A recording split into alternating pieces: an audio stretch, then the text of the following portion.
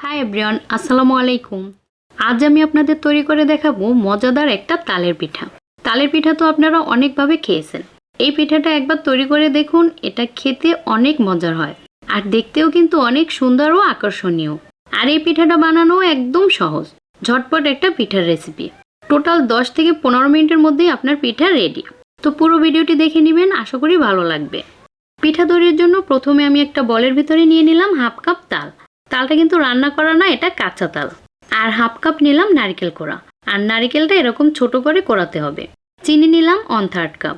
ঘি নিলাম 1 টেবিল চামচ। ঘিয়ের পরিবর্তে কিন্তু সয়াবিন তেলও দেওয়া যাবে। স্বাদ মতো দিলাম লবণ। 1/4 চা চামচ দিলাম বেকিং পাউডার। আর দিলাম হাফ চা চামচ কালো জিরা।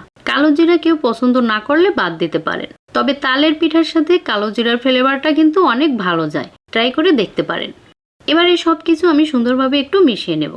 এই যে আমি সব কিছু সুন্দরভাবে মিশিয়ে নিলাম। তো এবার আমি এর ভিতরে মেশাবো চালের গুঁড়া। আর এখানে এই ব্যাটারটা তৈরি করতে আমার 1.5 কাপ চালের গুঁড়া লাগছে। তো চালের গুঁড়োটা কিন্তু কারো কারো ক্ষেত্রে কম বেশি লাগতে পারে। আমি যে চালের গুঁড়োটা ব্যবহার করেছি এটা হচ্ছে শুকনো চালের গুঁড়া। কাঁচা চালের গুঁড়ো হলে পরিমাণটা কিন্তু আরও বেশি লাগবে। আর চালের গুঁড়াটা যদি অনেক বেশি শুকনো হয় তাহলে কিন্তু পরিমাণটা আরও কম লাগবে। তো পারফেক্ট একটা ব্যাটার তৈরি করতে আপনার যতটুকু চালের গুঁড়ো প্রয়োজন ততটুকু এখানে ব্যবহার করতে হবে। এবার এই ব্যাটারটাকে হাত দিয়ে এভাবে সুন্দর করে একটু মথে নিতে হবে।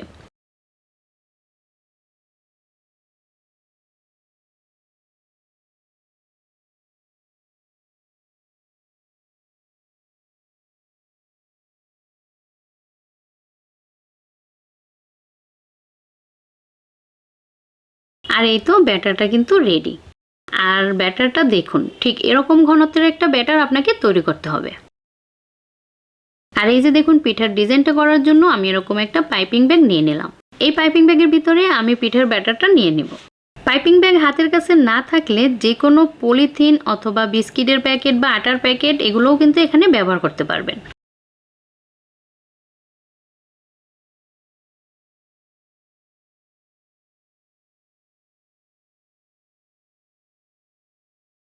আর এই যে দেখুন, পাইপিং ব্যাগের ভিতরে আমি ব্যাটারটা নিয়ে নিলাম।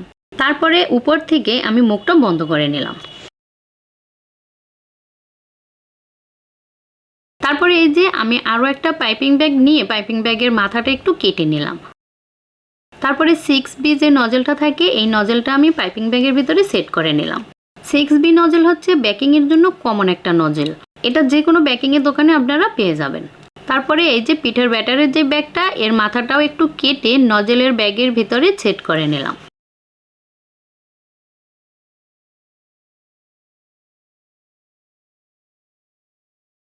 তারপরে এই যে যেই পাত্রে আমি পিঠাগুলো স্টিম করব সেই পাত্রের ভিতরে এরকম একটা কাপড় দিয়ে দিলাম। আপনাদের হাতের কাছে যদি কলা পাতা থাকে তাহলে এখানে কলা পাতা দিয়ে নেবেন, তাহলে কিন্তু পিঠাটা বেশি ভালো লাগবে। তারপরে দেখুন, এই যে কাপড়ের উপরে আমি পিঠাগুলো এভাবে দিয়ে দিব। একটু লক্ষ্য করে দেখুন, পিঠার ডিজাইন করতে আপনাকে কিছুই করতে হবে না। জাস্ট নজেলটা যে কোনো এক জায়গায় এভাবে সোজা করে ধরে একটু জোরে প্রেস করে দিলেই অটোমেটিক এরকম একটা সুন্দর পিঠার ডিজাইন হয়ে যাবে। আর এই যে দেখুন, আমি কিছু পিঠা এভাবে তৈরি করে নিলাম। এবার পিঠাগুলো স্টিম করব। তার জন্য চুলায় একটা পাত্রে পানি বসিয়ে রেখেছি। আর এই যে পানিটাও কিন্তু ফুটে গেছে। এবার পিঠার এই প্লেটটা আমি বসিয়ে দিলাম। তারপরে একটা ঢাকনা দিয়ে ঢেকে দিলাম। এবার এটাকে স্টিম করব 5 থেকে 6 মিনিটের মতো। এই 5 থেকে 6 মিনিটের মধ্যেই কিন্তু পিঠাগুলো সুন্দরভাবে স্টিম হয়ে যাবে। আর এই যে 5-6 মিনিট পরে দেখুন, পিঠাগুলো কিন্তু সুন্দরভাবে স্টিম হয়ে গেছে। আর দেখুন, বেকিং পাউডার দেওয়ার কারণে পিঠাগুলো কিন্তু অনেকটা ফুলে গেছে। আর সিদ্ধ হওয়ার পরে পিঠার কালারটাও কিন্তু অনেকটাই চেঞ্জ হবে। পিঠাটা দেখলেই আপনি বুঝতে পারবেন এটা সিদ্ধ হয়েছে কিনা। তো পিঠাগুলো আমি এবার চুলা থেকে নামিয়ে নিলাম। আর এই যে দেখুন, কত সহজে তৈরি হয়ে গেল মজাদার তালের পিঠা।